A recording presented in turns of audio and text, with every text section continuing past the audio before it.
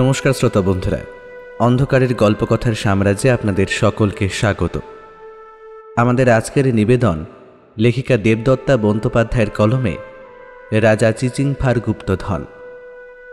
গল্পের সূত্রধার ও গল্প পাঠে শুভ, অন্যান্য চরিত্রে রৌনক, বর্ণিশা, বর্ণালী, অধ্যায়, সৌরভ, অন্তরা, আরএনএম অভিষেক, পার্থ, বুবাই এবং রাজ।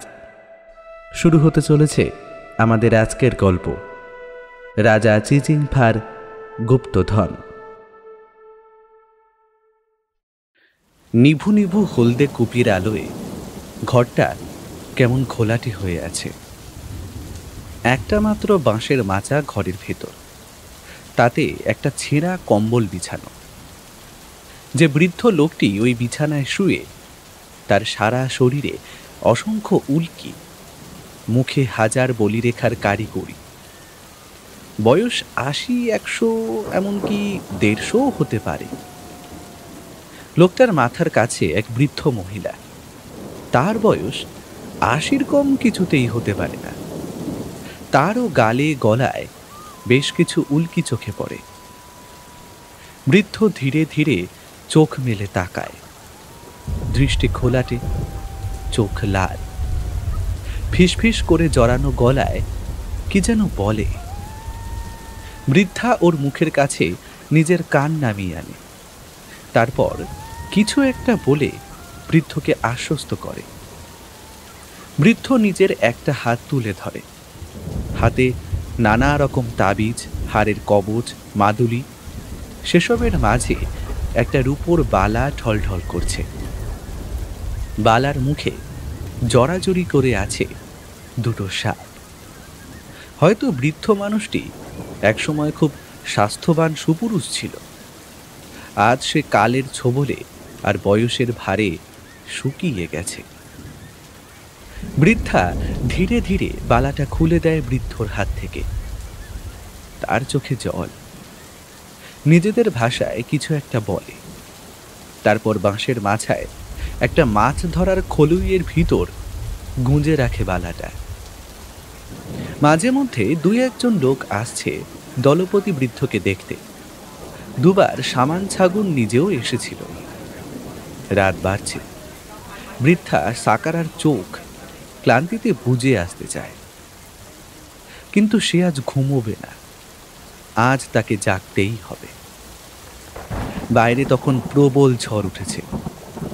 ভোর রাতে ঝড় বৃষ্টি যখন কমে এসেছে, বৃদ্ধ আরেকবার তাকায়, ঘর ঘরে গলায় কিছু বলে। সারা রাত জেগে তার মাথার কাছে বসা সাকারা উসখুস করে ওঠে। আস্তে আস্তে চোখ বোজে বৃদ্ধ। সাকারার বুক ফাটা কান্নায় আশেপাশের কুটির থেকে কয়েকজন এসে উঁকি মারে। মারা গেছে তাদের দলপতি পবিতর জামাত।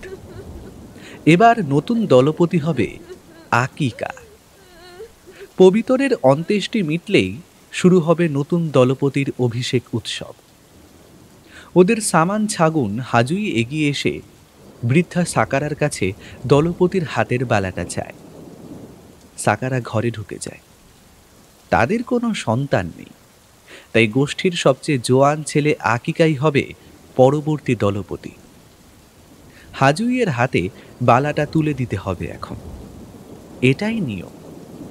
আকিকার অভিষেকের দিন ওই সর্পবালা তার হাতে পরিয়ে দেবে জামুনি। কিন্তু খলুইটা নামিয়ে এনে চমকে ওঠে সাকারা। সর্পবালাটা সেখানে নেই, অথচ কিছুক্ষণ আগে সে নিজেই ওখানে লুকিয়ে রেখেছিল জিনিসটা। বাইরে বেরিয়েও যখন কথাটা বলে সবাইকে, সবাই অবাক। ছাগুন বলে, জমাতিয়াদের দলপতি ছাড়া কেউ ও বালা ধারণ করলে নেমে আসবে ভীষণ অভিশাপ, খুব সাবধান। আকাশ বিদীর্ণ করে বিদ্যুৎ চমকে ওঠে। কড়কড় শব্দে বাজ পড়ে সামনের একটা বড় নারকেল গাছ জ্বলে ওঠে। ছাগুন বলে, মা চাকরা ক্ষমার অভিশাপে ধ্বংস হয়ে যাবে জমাতিয়াদের এই গোষ্ঠী। লোভে পাপ, পাবে মৃত্যু। এখনো বল, এখনো বল, কে কে করেছে এই কাজ? কে করেছে এই কাজ? কেউ কোনো উত্তর দেয় না। পুরো গ্রাম ভেঙে এসেছে ওদের কুটিরের সামনে। যে কয়েকজন পুরুষ ছিল তাদের ভিতর ফিসফাস শুরু হয়। আকিকার সৎ ভাই মারুবাকে কোথাও দেখা যায় না। আকিকা চিৎকার করে বলে, মারুবা কোথায়? কাল রাতেও গ্রামে ফিরেছিল আমি জানি। কেউ উত্তর দেয় না। দলপতির সদ্য বিধবা স্ত্রীকে ছাগন জিজ্ঞেস করে রাতে মারুবা ওদের কুটিরে এসেছিল কিনা। বৃদ্ধা মাথা নাড়ে। কতকেই তো এসেছিল, মারুবাকে আলাদা করে মনে পড়ে না। খোঁজ শুরু হয় চারিদিকে। জানা যায় ভোর রাতে একটা নৌকো নিয়ে শহরের দিকে চলে গেছে মারুবা। মধ্য 40-এর আকিকা ধপ করে একটা গাছের গুড়িতে বসে পড়ে। মারুবা শহরে গাড়ি চালায়। ইদানিং ওর মতিগতি ভালো লাগছিল না কারো। শেষে ও এই কাজ করল। সামানের হুঙ্কারে সব গুজগুজ ফুসফুস থেমে গেল। সামান ছাগন বলে, আজ থেকে এক পক্ষকাল পর গোল চাঁদের রাত। ওই দিন আকিকার অভিষেক হবে। তার আগে জিনিসটা ফেরত আনা চাই। যে ওটা খুঁজে আনবে সে পুরস্কৃত হবে সেদিন। সবাই সমস্বরে হো হো করে সমর্থন জানায়। মেঘ কেটে সূর্য ওঠে তখনই। একরাশ ঝলমলে রোদ ছড়িয়ে পড়ে গোমতী নদীর জলে।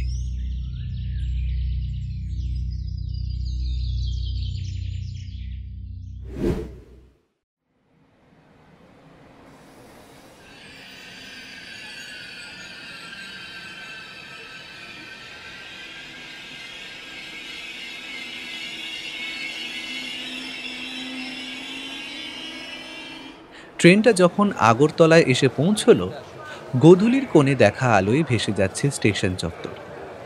প্রচুর লোক এই ট্রেনে এত বড় সফর করে এসেছে। এনজেপি থেকে পুরো 24 ঘন্টা সময় লাগলো রুবাইদের এখানে পৌঁছতে।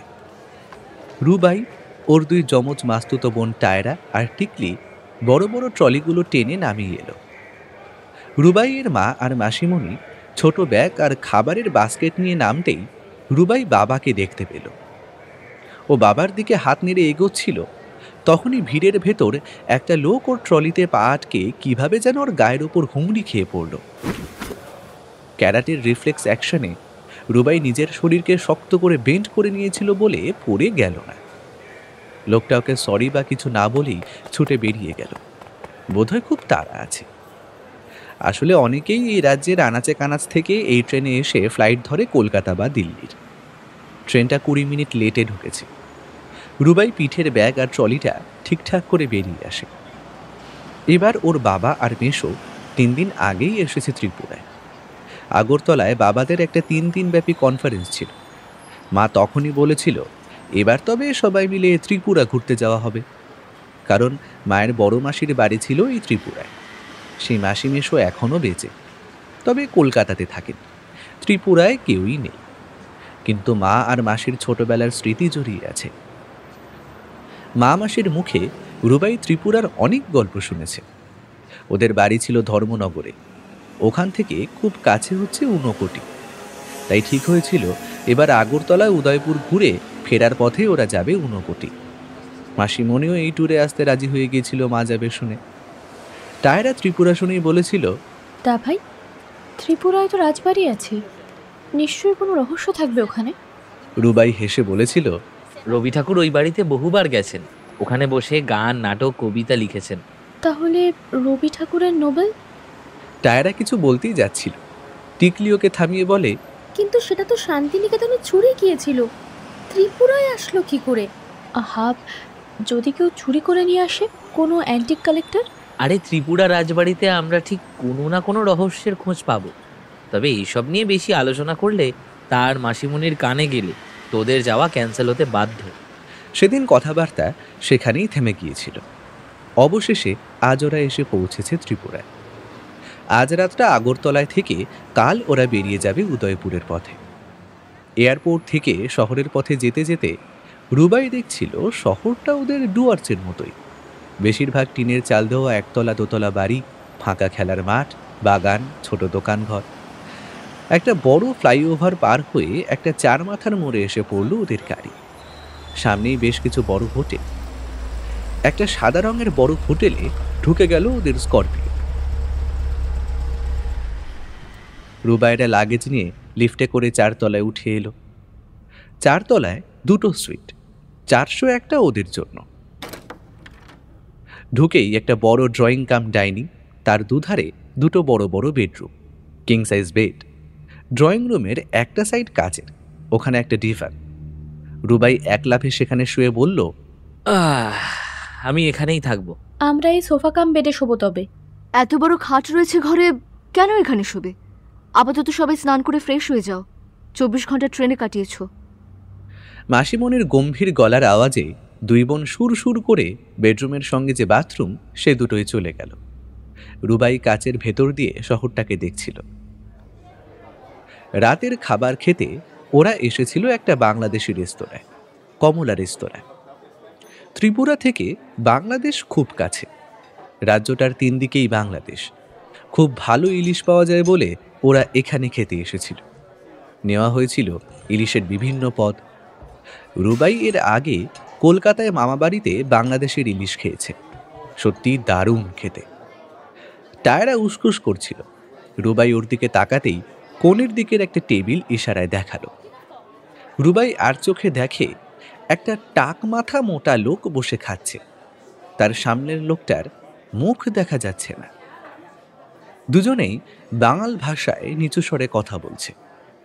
তার মধ্যে রহস্য শব্দটা যেন অস্পষ্টভাবে 2 বার শোনা গেল। টিকলিও ততক্ষণে ওদের দেখা দেখি ওই টেবিলে তাকিয়েছে। টায়রা হঠাৎ টয়লেটে যাচ্ছে বলে উঠে গেল। ওই টেবিলটার পাশ দিয়ে টয়লেটে যেতে হতো। টায়রা কায়দা করে নিজের রুমালটা ফেলে আবার ওটা তুলে রুবাইয়ের দিকে তাকিয়ে চোখ টিপল। তারপর টয়লেট ঘুরে এলো। রুবাই মৃদু কণ্ঠে 2 বোনকে ধমক দিয়ে বলল, সবাইকে সন্দেহ করতে নেই, চল এবার উঠে পড়ি। গাড়িতে উঠে টায়রা বলল, লোক দুটো ভালো নয়। ওদের কথায় খুন, গুহা, রহস্য, পথের কাটা এসব শব্দ ছিল। আমি দুজনের ছবি তুলে নিয়েছি। অন্যজনের মুখটা দেখ দা ভাই, এই পাক্কা ক্রিমিনাল। সব সময় দেখতে বাজে হলেই কেউ ক্রিমিনাল হয় না রে। ওই লোক দুটো সিনেমার প্রডিউসার আর ডিরেক্টর, ওদের পরের ছবি নিয়ে আলোচনা করছিল। সত্যি? তুই কিভাবে জানলি? কান খোলা রেখেছিলাম, ওদের কথাতেই বোঝা যাচ্ছিল ওরা একটা রহস্য গল্প নিয়ে ছবি করতে চলেছে। কাল নীরমহলে শুটিং আছে। কাল তো আমরাও নীরমহল দেখতে যাব, শুটিং দেখতে পাবো তাহলে। খেয়ে ওরা যখন হোটেলে ফিরল, পুরো আগরতলা ঘুমিয়ে পড়েছে। রুবাই ড্রয়িং রুমের ডিভানে বসে পিঠের ব্যাগ থেকে চশমার কাজ পরিষ্কার করার লিকুইডটা খুঁজছিল। রোজ রাতে ও চশমাটা পরিষ্কার করে রাখে। তখনই ব্যাগের মধ্যে শক্ত মতো কি একটা ওর হাতে ঠেকল। একটা অদ্ভুত দেখতে রূপোর বালা। বালাতে 2টো সাপ মুখের সঙ্গে মুখ লাগিয়ে জড়াজড়ি করে আছে। সাপের চোখে লাল চুনি বসানো। জিনিসটা দেখেই বোঝা যাচ্ছে বহু পুরনো। কিন্তু এমন একটা মূল্যবান জিনিস ওর ব্যাগে এলো কি করে? ট্রেনে ওর ব্যাগটা সাইড লোয়ার বাঙ্কে রাখা ছিল, ও সেখানেই ঘুমিয়েছিল। কেউ ভুল করে ওর ব্যাগে ভরে দেয়নি তো? সবাই ঘুমিয়ে যেতেই রুবাই বালাটা নিয়ে বসল। বালাটা বেশ বড়সড়। ও ঘুরিয়ে ফিরিয়ে দেখল, গায়ে কিছু লেখাও আছে, তবে ঝাপসা হয়ে এসেছে। ও বালাটা ঘুরিয়ে ফিরিয়ে দেখে ব্যাগের নিচে একটা গোপন চেন আছে, তার ভেতরে ঢুকিয়ে রাখল। নরম স্পঞ্জের প্যাডিং থাকায় চট করে কেউ বুঝতে পারবে না যে ওখানে একটা বালা আছে। শুয়ে শুয়েও ভাবতে চেষ্টা করে ওদের আশেপাশে কে ছিল যে এই বালাটা ওর ব্যাগে ভরে দিল। ওর নিচে লোয়ার বার্থে এক বৃদ্ধ ছিলেন। উনি ধর্মনগরে নেমে গিয়েছিলেন। ওদের ডান আর বাদিকের কূপও আগরতলার আগেই ফাঁকা হয়ে গিয়েছিল। মাঝে 2-1 লোক লোয়ার বার্থে এসে বসেছিল ঠিকই, কিন্তু মাসিমণি রিজার্ভেশন আছে বলে তাদের তুলে দিয়েছিল। এসব 7-5 ভাবতে ভাবতে রুবাই ঘুমিয়ে পড়ে এক সময়। পরদিন সকালে সিপাহীজলা অভয়ারণ্য দেখে ওদের নীরমহল যাওয়ার কথা। যদিও মাসিমণির ইচ্ছে ছিল প্রথমে মাতাবাড়ি যাবে, পুজো দেবে ত্রিপুরেশ্বরীর মন্দিরে, তারপর ঘোরাঘুরি। কিন্তু রাজেশবাবু বললেন বাচ্চাদের জন্য প্রথমে সিপাহীজলা অভয়ারণ্যই যাওয়া হোক। জায়গাটা আগরতলা থেকে উদয়পুর যেতে পারে। চিড়িয়াখানা হলেও এতে খুব বেশি বন্যজন্তু নেই, তবে জায়গাটা গহীন বনের ভেতর। একটা ব্যাটারি চালিত গাড়ি নিয়ে ওরা সব ঘুরে ঘুরে দেখছিল।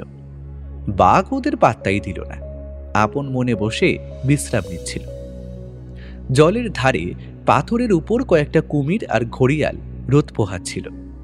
দেখে মনে হয় পাথরের তৈরি। রুবাই ভিডিও করছিল নানা রকম পাখির। বাবা মাদের ছেড়ে ওরা একটু এগিয়ে গিয়েছিল। হঠাৎ একটা অদ্ভুত ধরনের চিৎকারে টায়রা আর টিকলি রুবাইকে জড়িয়ে ধরে। রুবাই নিজেও চমকে উঠেছিল সেই ডাক শুনে। গাইড বলল ওটা নাকি লেঙ্গুরের ডাক। চশমা লেঙ্গুর বলে এই প্রজাতিকে।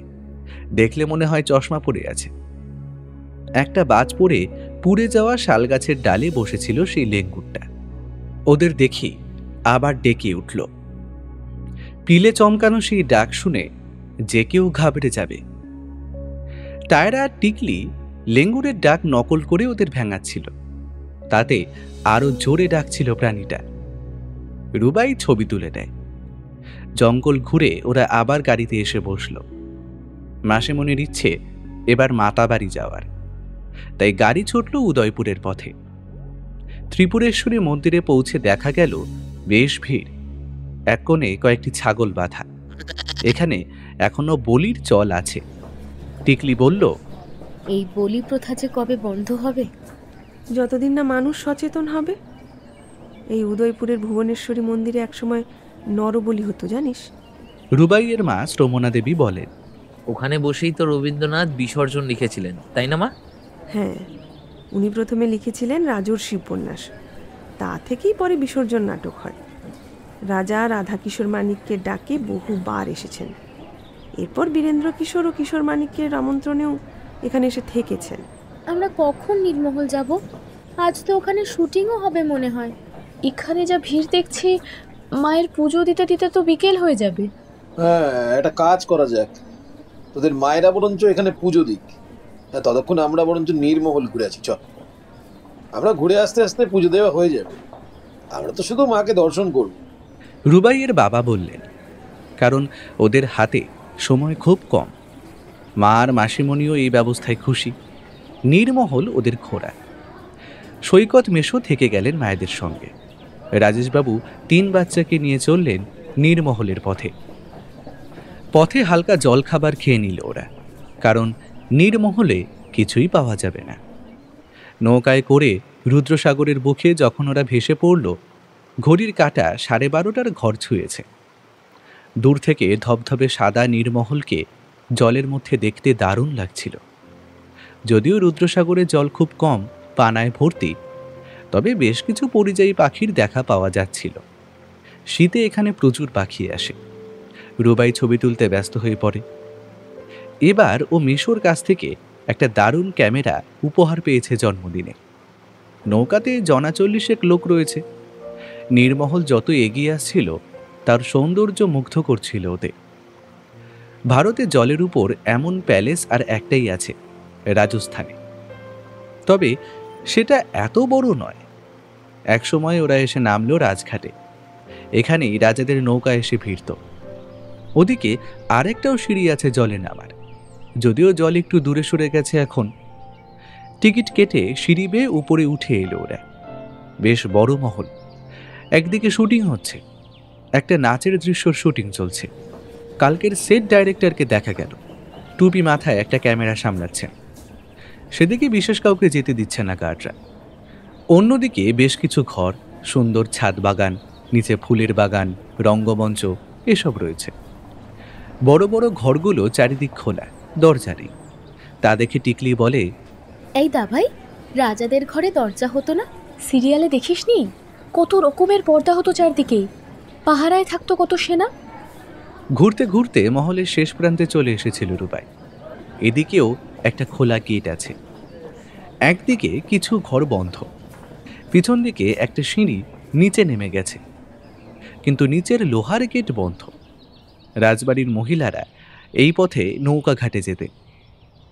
রুবাই নিচে নেমে দেখল গেট বন্ধ।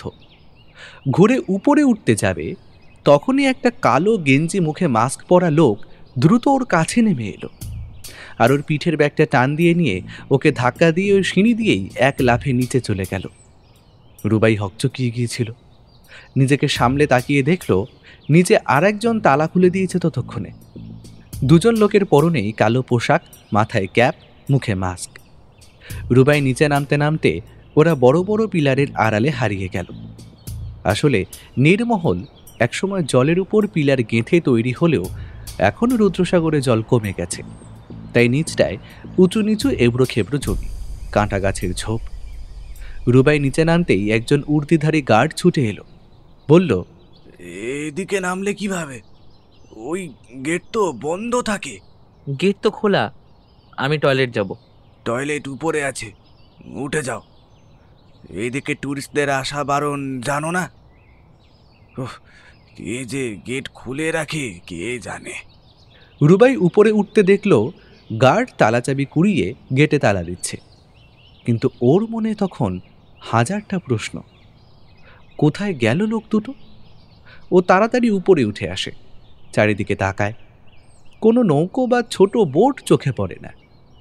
একটা বড় নৌকা প্রায় 40 জন যাত্রীকে নিয়ে সবে জলে ভেসেছে, আর একটা নৌকায় যাত্রীরা গিয়ে বসতে শুরু করেছে।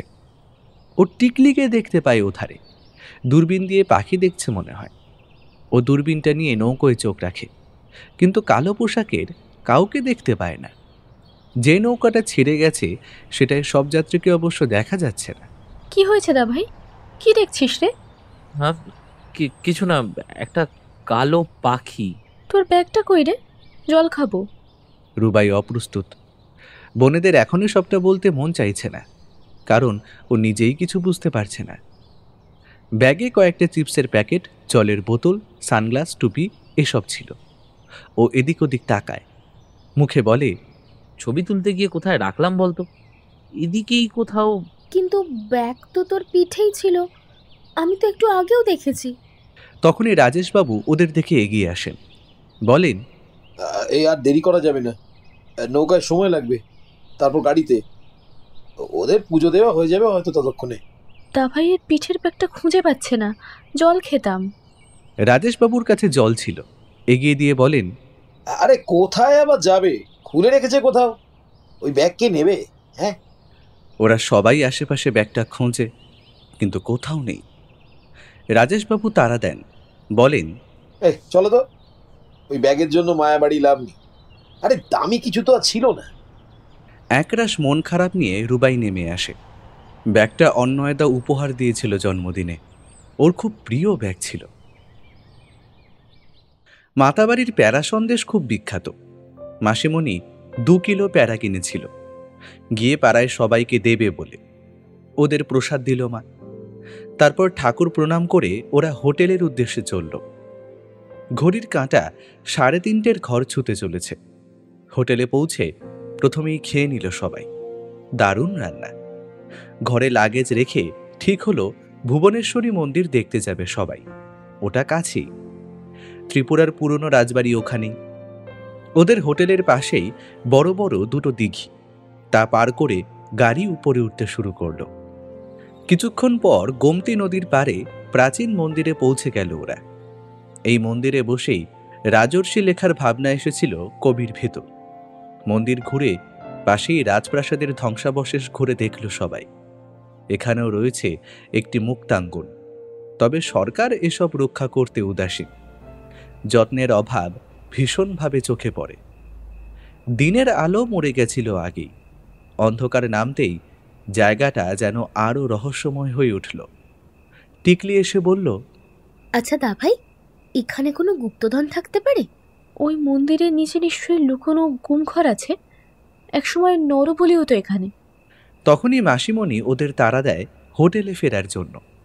গাড়িতে একদম পিছনে বসেছিল ওরা 3 জন।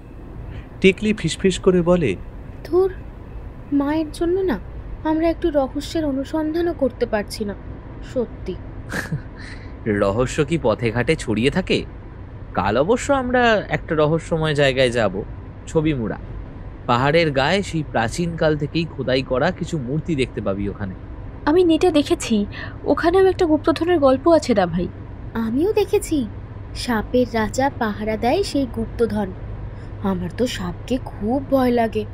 সাপের ভয়ে কেউ উদ্ধার করতে পারেনি সে গুপ্তধন। চমকে ওঠে রুবাই। ওই বালাটাতে দুটো সাপ জড়াজড়ি করে আছে মনে পড়ে। ও বলে, ওসব ছাড়, অবশ্য আমার ব্যাগটা কি চুরি করলো এটা একটা রহস্য।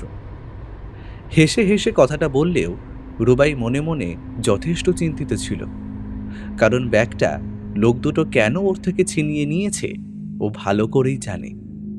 কিন্তু আজ সকালে ও বালাটা ওই ব্যাগ থেকে সরিয়ে নিজের ক্যামেরার ব্যাগে রেখেছিল। ওরা ব্যাগটা নিয়ে গেলেও যখন বালাটা পাবে না তখন হয়তো আবার আক্রমণ করবে। রুবাই চায় না ওর দুই বোন বা মা মাসিদের কোনো ক্ষতি হোক। ও চাইছিল তাড়াতাড়ি হোটেলে ফিরতে। হোটেলের চার দেওয়ালের মধ্যে সবাই সুরক্ষিত থাকবে। পথে বারবার ও পেছন ফিরে দেখছিল কেউ ওদের ফলো করছে কিনা। ওর এতদিনের অভিজ্ঞতা ওকে বলছিল ও কোনো বড় রহস্যের চক্রব্যূহে আটকে পড়তে চলেছে। এই রাজ্যে ওর পুলিশ বা তেমন ক্ষমতাবান পরিচিত কেউই নেই, তাই বিপদে পড়লে বেশ মুশকিলে পড়তে হবে ও বুঝতে পারছে। হোটেলে পৌঁছে রুবাইরা লিফটে 3 তলায় উঠে এলো। এখানে ওদের মুখোমুখি দুটো ঘর নেওয়া হয়েছে, দুটোই বেশ বড়। রুবাইদের ঘরটা পেছনের দিকে, কিন্তু ঘরে ঢুকেই আটকে উঠল রুবাইয়ের মা। সম্পূর্ণ ঘরটা কে যেন লণ্ডভণ্ড করে গিয়েছে। একই অবস্থা মাসিমণিদের ঘরেরও হয়েছে। ওরা শুধু লাগেজগুলো রুমে রেখে বেরিয়ে গেছিল বিকেলে। এখন সব লাগেজ খোলা, সারা মেঝেতে জামা কাপড়, সাজার জিনিস ছড়িয়ে ছিটিয়ে রয়েছে। সুটকেসগুলো লক করা ছিল না অবশ্য। আজকাল সবাই ইউপিআই ব্যবহার করে বলে সুটকেসে টাকা পয়সা তেমন ছিল না। যেটুকু টাকা ছিল সবাই সঙ্গে নিয়েই বেরিয়েছিল। টায়রা টিকলির গল্পের বইগুলো বেডের উপর ছড়ানো, কসমেটিক্স গড়াগড়ি খাচ্ছে মাটিতে। ম্যানেজার এসে এসব দেখে খুব অবাক। লবির সিসিটিভি ক্যামেরায় কাউকে ঘরে ঢুকতে দেখা গেল না, দরজা বাইরে থেকে বন্ধ। সব দেখে রুবাই বলল দুটো ঘরেই লোক ঢুকেছে ব্যালকনি দিয়ে। ব্যালকনির স্লাইডিং দরজা খোলা 2 ঘরেই, আর ব্যালকনির কাছে একটা ঝাঁকড়া কাঞ্চন ফুলের গাছ রয়েছে। সাদা কাঞ্চন ফুল ফুটেছে প্রচুর, বেশ কিছু ফুল ঝরে পড়েছে নিচে। হোটেলের পেছনে পার্কিং আর কিছু স্টাফদের ঘর, সেদিক দিয়েই কেউ ঢুকেছিল। ম্যানেজারের বক্তব্য ছিচকে চোর হতে পারে, কিন্তু রাজেশবাবু বললেন, তাহলে শুধু আমাদের 2 ঘরেই হামলা হলো কেন? এত তো ঘর রয়েছে হোটেলে, এছাড়া কিছু নিয়েও যায়নি। মাথা চুলকে ম্যানেজার বলল, স্যার, এই 3 তলায় সামনের দুটো ঘরে গেস্ট আছে, তারা ঘরেই আছে। মাঝের দুটো ঘর ফাঁকা, পিছনে আপনাদের দুটো ঘর। 4 তলায় শুধু সামনের দুটো ঘরে আজ বুকিং আছে। এই এলো গেস্ট। 2 তলায় একটা কনফারেন্স হল, ডাইনিং আর 3টে রুম। সকালেই চেক আউট করেছে দুটো পরিবার। এটা তো ঠিক সিজন নয়, হোটেল তো ফাঁকা। আপনাদের ঘর পিছনে, তাই হয়তো ঢুকেছে চোর। একমাত্র রুবাই বুঝতে পারছিল কেন ওদের 2 ঘরে হামলা হয়েছে। তার মানে ওরা রুবাইকে ফলো করে হোটেল দেখে নিয়েছিল, আর রুবাইরা বেরিয়ে যেতেই হোটেলে হামলা করেছিল। রুবাই বলে, হোটেলের পেছনে, সামনে, দুপাশে সিসিটিভি ফুটেজ কোথায় পাবো? পিছনের ক্যামেরাটা খারাপ হয়েছে 1 সপ্তাহ হলো, কখনো তেমন প্রয়োজন পড়ে না, তাই আর সারাইনি। ব্যবসার অবস্থা ভালো না। সামনেরটা আছে, সিকিউরিটি রুমে আসুন, দেখাচ্ছি। কিন্তু হোটেলের সামনে ব্যস্ত রাস্তা, একটা চায়ের দোকান, ফুচকার দোকান, ভিড় লেগেই রয়েছে, তাই কিছুই বোঝা গেল না। এদিক দিয়ে সন্দেহজনক কেউ হোটেলে ঢোকেনি। ম্যানেজার বলছিল, আপনাদের কি কিছু খোয়া গেছে? আসলে পুলিশ এলে আমার হোটেলের না বদনাম হয়ে যাবে। এমনিতেই ব্যবসার অবস্থা ভালো নয়। রাজেশবাবু আর রুবাইয়ের মেশো রুবাইকে আর চোখে দেখছিল। রাজেশবাবু মৃদুস্বরে বললেন, আরে সকালেই তো চেক আউট করবো, কিছু খোয়াও যায়। থানা পুলিশ করলে বেকার আমাদের সময় নষ্ট হবে। দরকার নেই, তবে আমাদের সাবধানে থাকতে হবে। কিন্তু কি খুঁজতে এসেছিল চোর? রুবাইয়ের মাসি বেশ চিন্তিত স্বরে বলে, আরে তেমন কিছুই না, ছিচকে চোর। আমাদের হয়তো লাগেজ নিয়ে ঢুকতে দেখেছে, একটু পরেই দেখেছে আবার বেরিয়ে যাচ্ছি পেছনের ঘরের দিক থেকে, তাই চুরি করতে এসেছিল। নেওয়ার মতো কিছুই তেমন পাইনি। রাতে ওরা আর বাইরে খেতে গেল না, ঘরেই খাবার আনিয়ে নিল।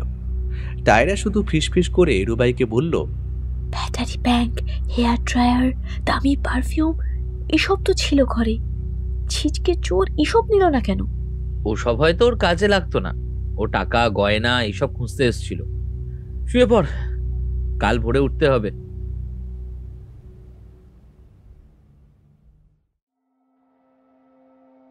পরদিন ভোরে ওদের গন্তব্য ত্রিপুরার অ্যামাজন ছবিমুড়া। মা বাবা ভেতরের ঘরে শুয়েছিল। সবাই ঘুমিয়ে যেতেই রুবাই ড্রয়িং রুমের সোফা কাম বেডে শুয়ে ক্যামেরার ব্যাগ থেকে বালাটা বের করে। মোবাইলের আলোয় ভালো করে ঘুরিয়ে ফিরিয়ে দেখে জিনিসটা। দুটো সাপ একে অপরকে জড়িয়ে আছে। লাল চুনির চোখ জলজল করছে। মুখের কাছটা চাপ দিতেই বালাটা খুলে গেল। ভেতরটা ফাঁপা। মোবাইলের আলোয় রুবাই ভালো করে ভেতরটা দেখতেই ওর ঠোঁটের কোণে হাসি ফুটে ওঠে। একটা পাতলা কাপড় রয়েছে। রহস্যটা আস্তে আস্তে পরিষ্কার হচ্ছে। ও ফোনটা টেনে নেয়।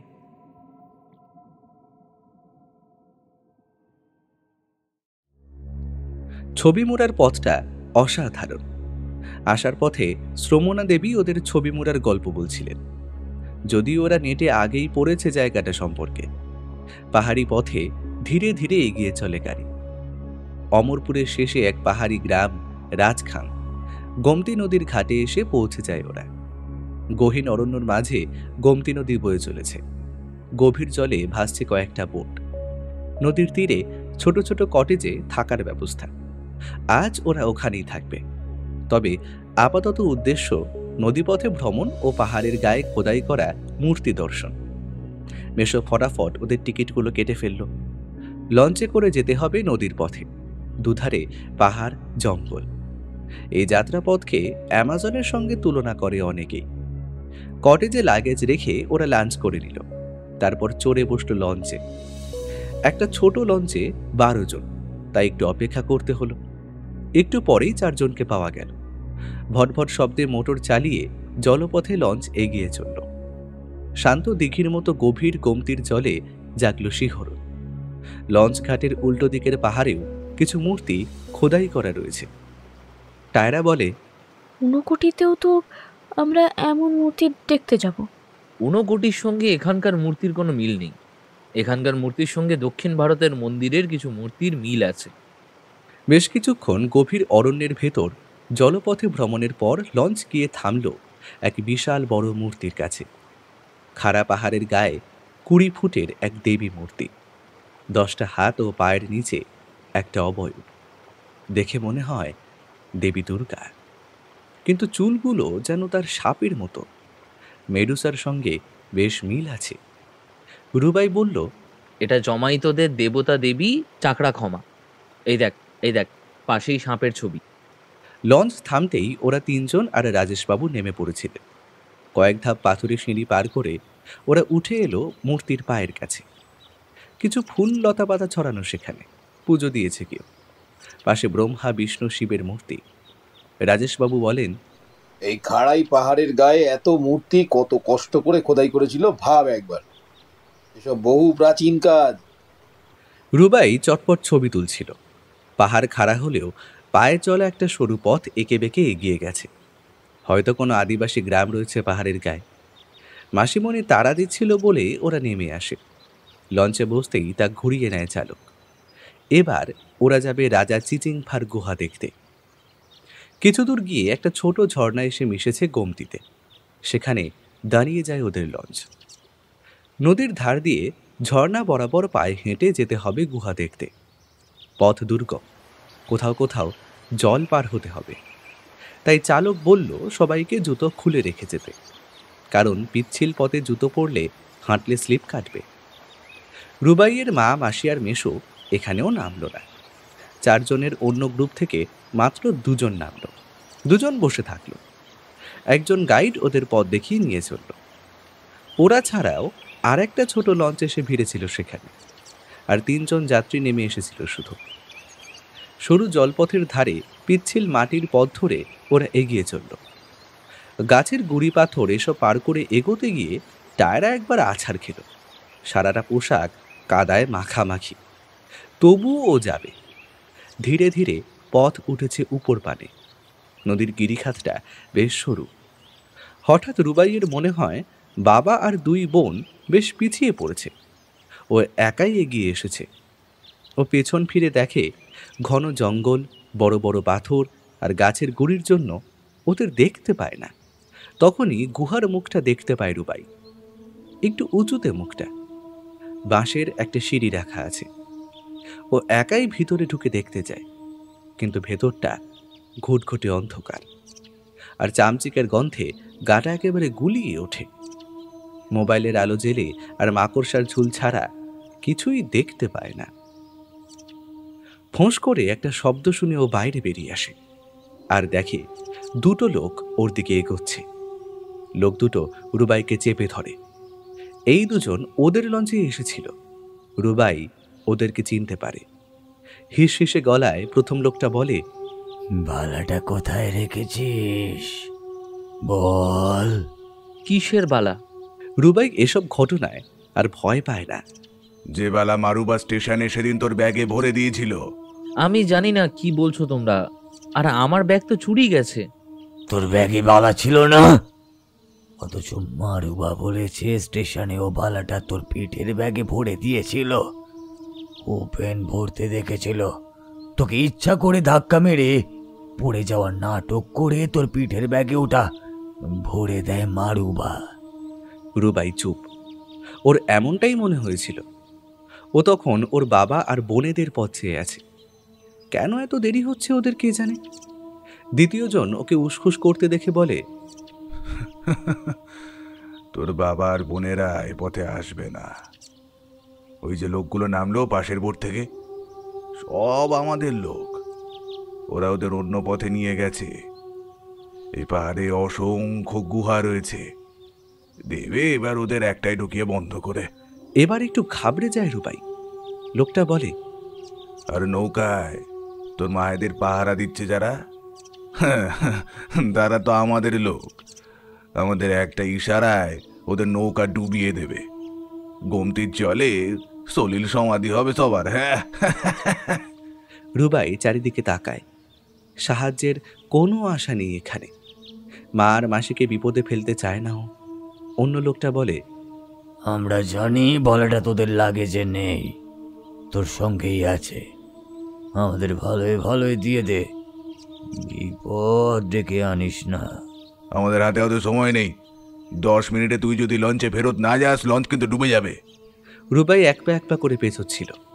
এই লোক দুটোকে শুইয়ে দিতে পারবে ও একাই, কিন্তু বাবা, 2 বোন, ওদিকে মা, মাসি সবাই রয়েছে। তার চেয়ে বালাটা দিয়ে দেওয়াই ভালো। ও তাড়াতাড়ি বালাটা বের করে দেয় ক্যামেরার ব্যাগ থেকে।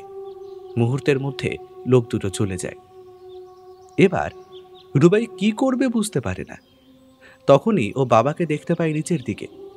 বাবা বলে, আরে টায়ার পায়ে বেশ লেগেছে, আমরা নৌকায় ফিরে যাচ্ছি, বুঝলি? তুই কি করবি? রুবাই চলে আসে। যত দ্রুত এখন জেটিঘাটে ফিরতে পারবে ততই মঙ্গল। দেখা যাক ওদের ধরা যায় কি না। কিন্তু টায়ার হাঁটতে সময় লাগছিল। পাটা মচকে গেছে পিচ্ছিল পথে। লঞ্চে এসে ওরা শুনল বাকি লোকগুলো ওদের দেরি দেখে অন্য লঞ্চটায় করে ফিরে গেছে। ওদের নিয়ে এই লঞ্চটা ফিরে চলল। রুবাই ভাবছিল এখন তার কি করা উচিত। সে কি পুলিশকে সব জানাবে? কিন্তু কি বলবে? এখানে তো ও কাউকে চেনে না। কে বিশ্বাস করবে ওর কথা? মুষলধারে বৃষ্টি নেমেছে। ছোট্ট কটেজটায় সবাই ঘুমিয়ে কাঁদা। ঘুম নেই শুধু রুবাইয়ের চোখে। ও বারবার জানলা দিয়ে দেখছে কেউ এলো কিনা। ঠিক পাশের ঘরে নিশ্চিন্তে ঘুমিয়ে আছে মাসিরা। রুবাই উসখুস করে, শুতে পারে না। ওর সিঙ্গেল খাটটা জানলা ঘেঁষে। বিদ্যুতের চমকের সঙ্গে সঙ্গে ও বারবার বাইরে তাকিয়ে দেখে। ত্রিপুরা আসার পর থেকে ও জড়িয়ে পড়েছে এক অদ্ভুত রহস্য জালে। ও নিজেও প্রথমে বুঝতে পারছিল না কি ঘটছে বা কেন ঘটছে। আজকের ঘটনার পর কিছুটা ধোঁয়াশা কেটেছে। মাথার ভেতর ঘটনাগুলো পরপর সাজিয়ে নেয়। স্টেশনে কেউ পালাতে পালাতে ওর ব্যাগে ভরে দিয়েছিল সাপের মুখের বালাটা। সেই ব্যাগটা নির্মহলে ওর থেকে ছিনিয়ে নেয় দুজন। বালা না পেয়ে ওদের হোটেলের ঘরে খোঁজ করে, তবুও জিনিসটা পায় না। আজ রুবাইকে বাগে পেয়ে বালাটা ওরা দখল করে নিয়েছে ঠিকই, কিন্তু রুবাই জানে ওরা আবার আসবে। কারণ কাল বালাটা যখন খুলে গিয়েছিল, রুবাই ওর মধ্যে এক টুকরো কাপড় পেয়েছিল। সেই কাপড় বহু পুরনো, পচে নরম হয়ে এসেছে, কিন্তু তার গায়ে আঁকা ছিল একটা ম্যাপ আর কিছু সাংকেতিক চিহ্ন। রুবাই কালো কাপড়টা নিয়ে যত্ন করে নিজের চশমার বাক্সে ভরে রেখেছে। আজ ওরা বালাটা নিয়ে গেল ঠিকই, কিন্তু ম্যাপটা না পেলে আবার হামলা করবে। রুবাই এসব ভয় পায় না, কিন্তু ওর চিন্তা পরিবারের বাকিদের নিয়ে। ওর জন্য বোনেদের যদি কোনো ক্ষতি হয়। বাবা মা ঘুমোচ্ছে। পা টিপে টিপে সামনের বসার ঘরে এসে বসে রুবাই। ওর মোবাইলে ম্যাপটার ছবি তোলা আছে। ছবিটা খুঁটিয়ে দেখে। এটা তো কোনো গুহার ছবি মনে হয়, আর এটা যদি নদী হয়, এই তো চাকরা ক্ষমা মনে হচ্ছে। এটা কি তবে রাজা চিচিংফার গুপ্তধনের নকশা? মাথার ভেতর হাজারটা বাল্ব যেন একসঙ্গে জ্বলে ওঠে। এক বিশাল বড় সাপ সেই গুপ্তধন রক্ষা করছে, এমনটাই জমাতীয় উপজাতিরা মনে করে। এই রাজখান এলাকায় জমাতীয়দের বাস, কিন্তু এই বালাটা কে চুরি করেছিল আর কেন? মৃদু একটা গাড়ির শব্দে সতর্ক হয়ে ওঠে রুবাই। রাতটা কাটলেই ওরা বেরিয়ে যাবে নারকেলকুঞ্জের পথে। সেটা ঘুরে আগরতলা ফেরার কথা। পরদিন উজ্জয়ন্ত প্যালেস ঘুরে বিকেলের ট্রেনে ঊনকোটি যাবে ওরা। কিন্তু রুবাই এখন সবাইকে নিয়ে ভালোয় ভালোয় বাড়িতে ফিরতে চায়। ও জানলার কাচের ভেতর দিয়ে দেখে একটা বড় গাড়ি এসে দাঁড়িয়েছে রিসর্টের গেটে। একটা ভয় ধীরে ধীরে গ্রাস করতে থাকে রুবাইকে। ও ফোনটা টেনে নেয়, কিন্তু ঠিক কার কাছে সাহায্য চাইবে ও নিজেও জানে না। বিপদ এগিয়ে আসছে। একবার ভাবে বাবা মাকে ডেকে তুলে সবটা খুলে বলবে, কিন্তু তাতে বিপদ বাড়বে। বাইরের প্রবল বর্ষণ, বিদ্যুতের চমক ওকে কেমন স্থবির করে তোলে।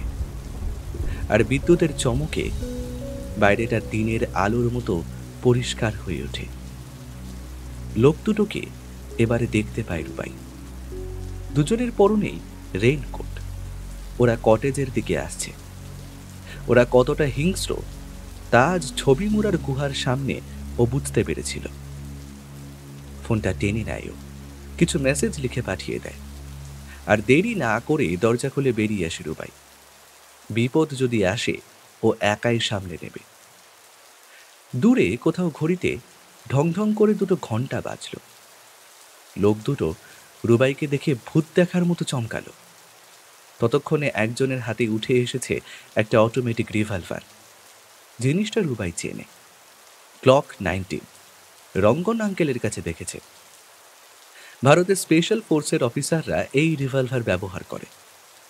লোক দুটোর ইশারায় ওদের সঙ্গে গাড়িতে এসে বসে রুবাই। গাড়িটা মৃদু আওয়াজ তুলে স্টার্ট দিতেই ও বলে, আমি ম্যাপটা দিয়ে দিচ্ছি, আমায় নিয়ে গেলে বাবা থানায় খবর দেবে, ঝামেলা বাড়বে। লোক দুটো ওর দিকে তাকায়। প্রথমজন হাত বাড়িয়ে দেয়। রুবাই পকেট থেকে বার করে ম্যাপটা দিয়ে দেয়। ওরা খুলে দেখে বলে, ভিজে গেছে তো। এত বৃষ্টি, ছেলেটাই তো ভিজে গেছে।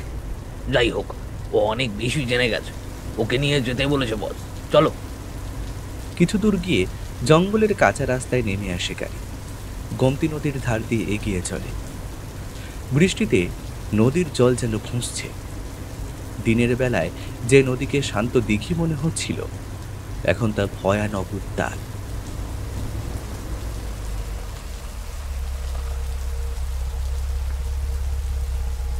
একটা জায়গায় গাড়িটা দাঁড়াতেই রুবাই দেখে একটা স্পিড বোট বাঁধা নদীর ঘাটে, যা ঢেউয়ের তোড়ে নাচছে।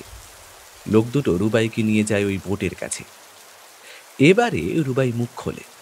বলে, এই বর্ষার ভেতর নদীতে নামলে কিন্তু বিপদ হতে পারে।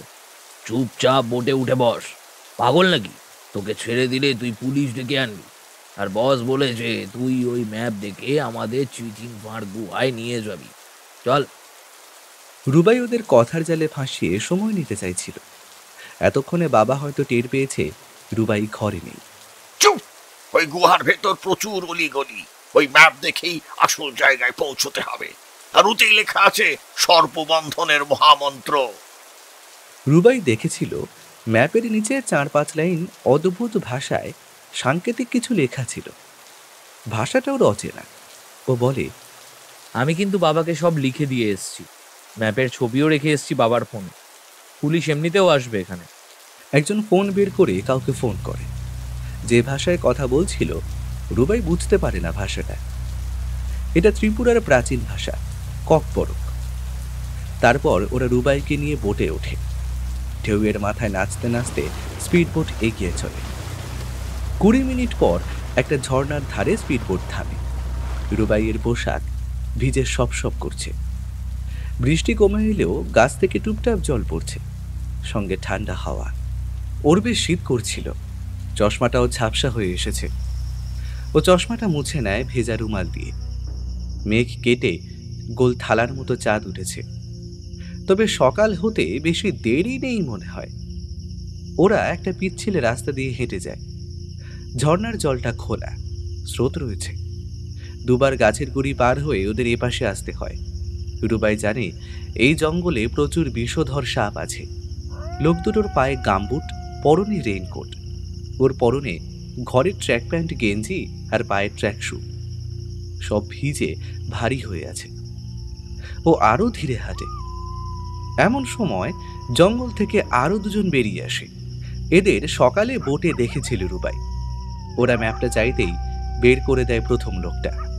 টাক মাথা লোকটা সাবধানে ম্যাপটা খুলে ধরে, কিন্তু বৃষ্টিতে ভিজে জিনিসটা ছিঁড়ে গেছে ততক্ষণে।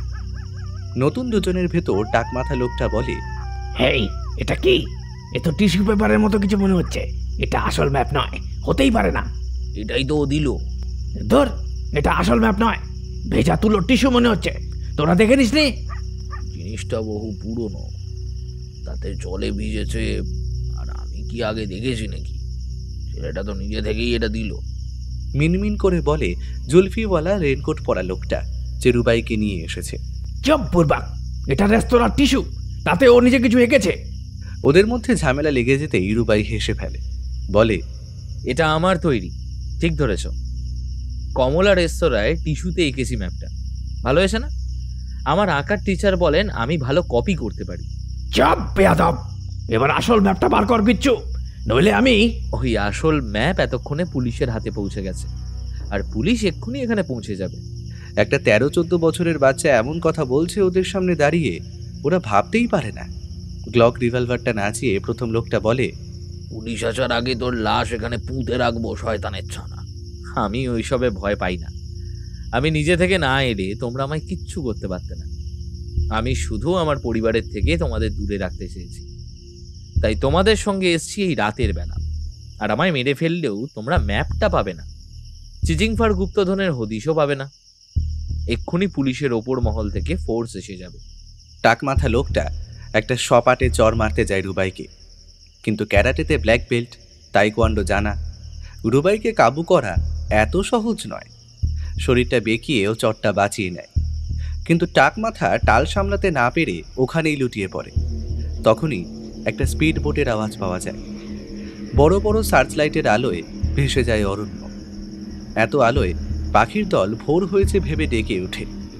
রুবাইয়ের মাথায় গ্লক রিভলভারটা ঠেকিয়ে প্রথম লোকটা চিৎকার করে ওঠে, আমাদের কেউ কিছু করবে না। এখান থেকে আমাদের যেতে না দিলে এই ছেলেটার জীবন চলে যাবে কিন্তু। রুবাই দেখে নেয় সশস্ত্র পুলিশ বাহিনী 3 দিক থেকে ঘিরে ফেলেছে দলটাকে। আর তখনই একটা অদ্ভুত জন্তু বিচ্ছিরিভাবে ডেকে ওঠে। পিলে চমকানো সেই আওয়াজে সবাই চমকে ওঠে। রিভলভারধারী লোকটা অন্যমনস্ক হতেই রুবাই ও ক্যারাটের একটা প্যাচে ধরাশায়ী করে ফেলে তাকে। ওর হাত পা যে একসঙ্গে এত দ্রুত চলে বুঝতেই পারেনি লোকটা। ততক্ষণে পুলিশ বাকিদের ধরে ফেলেছে। আবার ডেকে ওঠে সেই যন্ত্রটা। রুবাই তাড়াতাড়ি পকেট থেকে ফোনটা টেনে বের করে। ওটা সেই চশমা লেঙ্গুরের আওয়াজ। ও কাল রাতে এটা রিংটোন সেট করেছিল। বাবা ফোন করছে। ও জানায় সব ঠিক আছে। একজন অফিসার এগিয়ে এসে বলে, hello Rubai master, glad to meet you. আমি নবীন গগৈ। রঙ্গনাথন স্যারের ফোনটা সময় মতো পেয়েছিলাম। উনি আমার সিনিয়র, 4 বছর ওর সঙ্গেই কাজ করেছি। তোমার গল্প আগেও শুনেছি। তুমি আমাদের রাজ্যে এসে এমন একটা রহস্যে জড়িয়ে পড়েছো জেনে আমি নিজেই এসেছি স্পেশাল টিম নিয়ে। তবে একটু দেরি হয়ে গেল, বৃষ্টির জন্যই আর কি। আমি বিপদ আসতে পারে এটা বুঝতে পেরে সবটা গতকাল উদয়পুরেই রঙ্গন আঙ্কেলকে জানিয়েছিলাম। আজ রাতেও সব জানিয়ে এসেছিলাম। আমি গতকাল থেকেই অ্যালার্ট ছিলাম, তাই আজ দলটা ধরা পড়ল। তবে এর সব কৃতিত্বই তোমার। 4 জনকে হাতকড়া পরিয়ে স্পিড বোটে তোলা হলো। অন্যদিকে আরেকটা স্পিড বোটে 2 জন অফিসারের সঙ্গে উঠল রুবাই।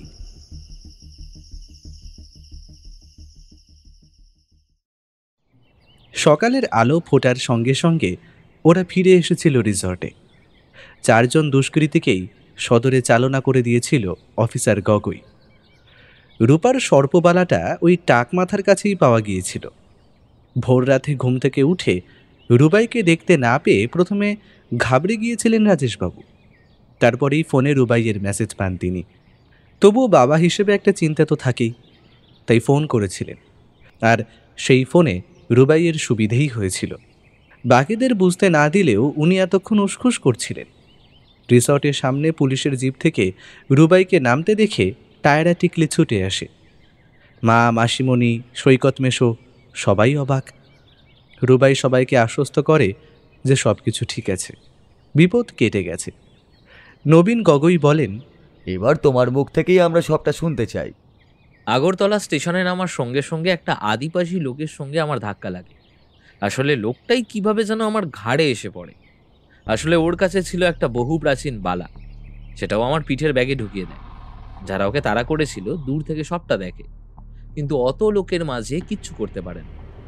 আমায় চোখে চোখে রাখে। এদিকে রাতেই আমি বালাটা দেখতে পেয়ে রহস্যের গন্ধ পাই। ওটা কিভাবে আমার ব্যাগে এলো বুঝতে না পারলেও জিনিসটা অ্যান্টিক সেটা বুঝতে পারি। লুকিয়ে ফেলি আমার ক্যামেরার ব্যাগে। পরদিন নির্মহলে আমায় একা পেয়ে আমার পিঠের ব্যাগটা ছিনিয়ে নেয় ওরা, কিন্তু বালা তো পায় না। তাই এরপর সেদিন বিকেলে হোটেলে আমাদের ঘরে হানা দেয়। এবারেও বালা পায় না। ভাগ্যিস ওটা ঘরে রেখে যায়নি। কিন্তু আমি বুঝতে পারছিলাম বিপদ বাড়ছে, সঙ্গে 2 বোন রয়েছে, ওরা আক্রমণ করতে পারে যে কোনো সময়। তাই রাতে রঙ্গন আঙ্কেলকে সব খুলে বলি। আঙ্কেল বলেন তার পরিচিত একজন আইপিএস এখন উদয়পুরেই রয়েছেন, তাকে উনি সবটা জানিয়ে দিচ্ছেন। পুলিশ চোখ রাখবে আমাদের ওপর। আমিও জানিয়ে দিই যে পরদিন ছবিমুড়া যাচ্ছি আমরা। ছবিমুড়ায় যখন আমরা গুহা দেখতে যাই আমি একা হয়ে যাই। ওরা চোখ রাখছিল। আবার আমার ওপর হামলা হয়। আমাদের বোটটা ছিল ওদের দখলে। বোটে যে 4 জন উঠেছিল ওরাই সেই দুষ্কৃতী। বাধ্য হয়ে আমি বালাটা ওদের দিয়ে দিই, কিন্তু বালার ভেতর ফাঁপা অংশে একটা বহু প্রাচীন ম্যাপ ছিল। তুলোটে কাপড়ের ওপর চারকোল জাতীয় কিছু দিয়ে আঁকা। ওটা আমি চশমার বাক্সে লুকিয়ে রেখেছিলাম আগেই। ওরা বালাটা পরীক্ষা করে যখন ম্যাপটা পাবে না আবার আমার ওপর হামলা করবে বুঝতে পেরেছিলাম এটা। তাই একটা চালাকি করি। কমলা রেস্তোরাঁর যে তুলোটে টিস্যু ছিল আমার কাছে, তা জলে ভিজিয়ে নরম করে ওর মধ্যে একটা হিজিবিজি ম্যাপ বানাই। কিছু হিন্টিং ছট লিখি, ওটা পকেটে রাখি। রঙ্গন আঙ্কেলকে সব জানাই রাতের বেলা। আমি জানতাম ওরা রাতে আবার আসবে ম্যাপের খোঁজে। আমার ভয় ছিল বাড়ির লোকেদের নিয়ে, তাই না ঘুমিয়ে জেগেই ছিলাম। ওদের আসতে দেখে আবার আঙ্কেলকে সব আর আঙ্কেলের সঙ্গে প্ল্যান করে ওদের সঙ্গে বেরিয়ে আসি। পুলিশ যে আমাদের ফলো করছে ওরা জানতো না। আমি 4 জন যাতে একসঙ্গে ধরা পড়ে তার অপেক্ষায় ছিল। তাছাড়া ওদের বস কে সেটাও জানি না। আমার ম্যাপটা দেখে মনে হয়েছিল ওটা চিচিংফাড় গুপ্তধনের সঙ্গে জড়িত। ওরা যখন আমায় নিয়ে সেই পথেই এগুলো তখন শিওর হলাম আমি। এবার ওদের 4 জনকে বাগে পেয়েই পুলিশ ধরে ফেললো। শেষটা কিন্তু বেশ অ্যাডভেঞ্চারের মতন। গভীর জঙ্গল, পাহাড়ি ঝর্ণা, বৃষ্টিতে ফুলে ওঠা গোমতী নদী, রুবাইয়ের মতো একজন টিনেজার ছেলে, 4 জন দুষ্কৃতী, সঙ্গে আগ্নেয়াস্ত্র। কিন্তু সবচেয়ে দারুণ ছিল রুবাইয়ের ফোনের রিংটোন।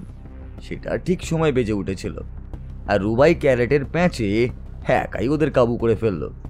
আমরা সহজেই একটি গুলি খরচ না করে দলটাকে ধরেও ফেললাম। এই দলের মাথা পবন রুদ্র, সে আজ উদয়পুরে ধরা পড়েছে।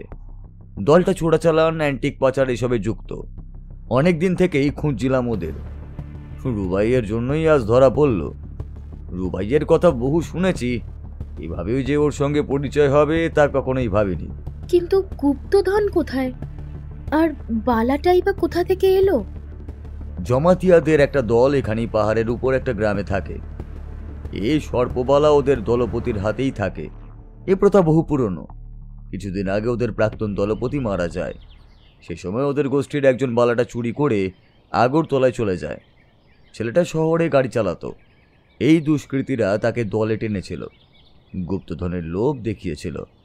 কিন্তু তাকে খুঁজতে ওদের গ্রামের কয়েকজন আগরতলায় পৌঁছে যায়। সে নিজেও বুঝতে পারে কাজটা ঠিক করেনি।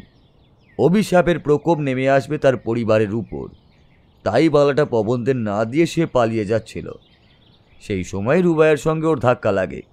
বালাও রুবাইয়ের ব্যাগে পাচারও করে দেয়, কিন্তু ওরা সেই ছেলেটাকে ধরে ফেলে। বালাটা না পেয়ে ওকে বেদম মারধরও করে। ছেলেটা এখন আগরতলা হাসপাতালে ভর্তি। কালই জ্ঞান ফিরেছে। বাকিটা তো রুবাই বলল। আসল ম্যাপটা তবে কোথায়? রুবাই নিজের চশমার বাক্স থেকে ম্যাপটা বার করে দেখায়। কাপড়টা ঝুরঝুরে হয়ে গেছে। খুব সাবধানে খুললে কিছুটা বোঝা যায়। গুহার ভেতরে নকশা মনে হয়। নিচে কিছু লেখা আছে। নবীন গগৈ বলেন, জমাতিয়া নতুন দলপতিকে আমরা ম্যাপ আর বালা ফেরত দেব, তবে কয়েকদিন সময় লাগবে। সব জানানো হয়েছে ওদের। আজ বুদ্ধ পূর্ণিমা, ওর অভিষেক হবে আজ রাতেই। কিন্তু রাজা চিচিংফার গুপ্তধন? জমাতিয়ারা চায় না ওই গুপ্তধন উদ্ধার করতে। ওদের রাজা যা ওদের দেবতার কাছে গচ্ছিত রেখেছে তা দেবতারই সম্পদ। ওরা রুদ্র ভৈরবের উপাসক। ওরা ওদের মতোই থাকতে চায়, তাই আমরা ওদেরকে বিরক্ত করি না। তবে রুবাইকে ওরা দেখতে চেয়েছে। একটা বাচ্চা ছেলে ওদের ঐতিহ্য ওই সর্ববালা খুঁজে দিয়েছে শুনে ওকে পুরস্কৃত করতে চেয়েছে। আমরা কিন্তু দাভাই তোর উপর রাগ করেছি। এবারের অভিযানে তুই আমাদের সঙ্গে নিসনি কেন? আসলে এবারে সব এত তাড়াতাড়ি ঘটলো, আমি ভাবতে ভাবতেই ঘটনাগুলো ঘটে গেল এত দ্রুত। তোদের বলার সুযোগ পেলাম কোথায়? আরেকটা রহস্য কিন্তু এখনো আনসলভ। ঊনকোটি এখনো বাকি আছে। ওখানে গেলে বুঝবি কি রহস্য রয়েছে ওই পাহাড়ে। আর দাদা ভাইয়ের সঙ্গে ছায়ার মতো লেগে থাকবি দুজন। আর রহস্যের দরকার নেই। ওই ঝড়জলের রাতে ছেলেটা একা একা পাহাড় জঙ্গল চষে বেড়াচ্ছিল। ভাবলেই আমার গায়ে কাঁটা দিচ্ছে। অনেক ঘোরা হয়েছে, এবার বাড়ি ফিরতে হবে। তাহলে পূর্ব ভারতেও রুবাইয়ের নাম ছড়িয়ে গেল। একদিন ও অনেক বড়ই হবে। ঠিক সময় আপনারা সাহায্য করলেন বলেই সব সম্ভব হলো। ধন্যবাদ রঙ্গন আঙ্কেল, আর আপনাকেও। তখনই সবার পিলে চমকে দিয়ে রুবাইয়ের মোবাইলে বেজে উঠল সেই চশমা লেঙ্গুরের বিদঘুটে ডাক। লেখা রঙ্গন আঙ্কেল কলিং।